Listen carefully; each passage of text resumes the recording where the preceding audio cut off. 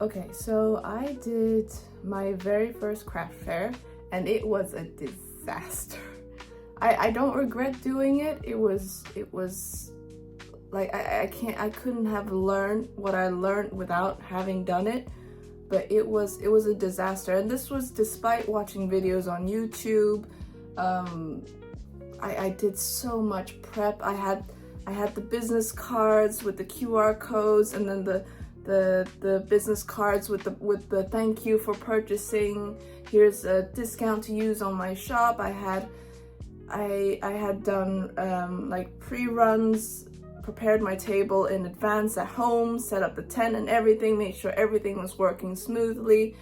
I had my prints printed in plastic bags, categorized properly in my like by size, by topic and everything in my portfolio. I had done everything already. The things that went wrong, the first thing was when you think of a fair, you think of an outdoor fair, because I didn't have any experience, the first thing that I think about is not the wind.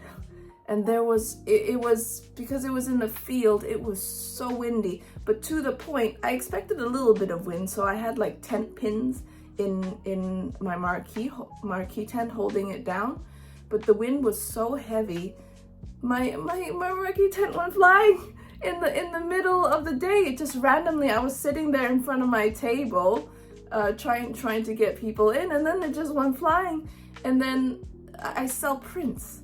I sell art prints. That's paper. If my marquee tent went flying, ooh, the paper. I ended up having to use tape to stick everything down because my prints kept flying into the marquee tent next door, and the poor guy, he kept having to bring them back.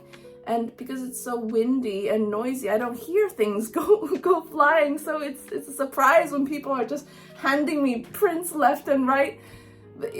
It's all a funny story now, but on the day between the wind, and I was on my monthlies as well, between the wind, the blood, the wind, the blood, what else was there? Oh, the dust.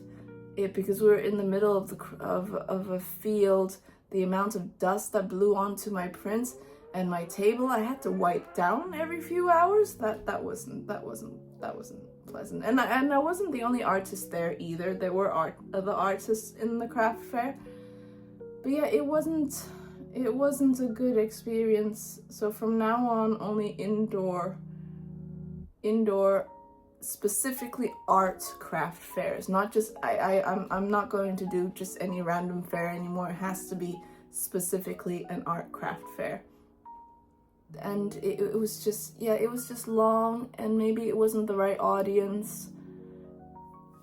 I don't know. I did hear that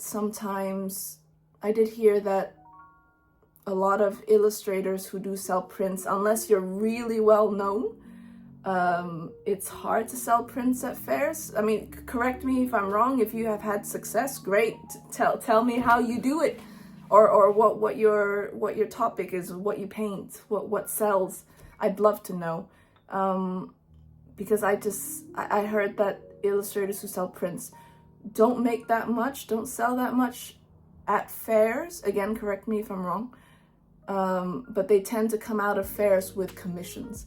And that, to be fair, I did give out quite a few business cards to people asking for commissions. So who knows, maybe I'll make the money back anyway, but it's not a guarantee, and I don't think sitting there 2 days, considering how little I sold, was worth my money or my time.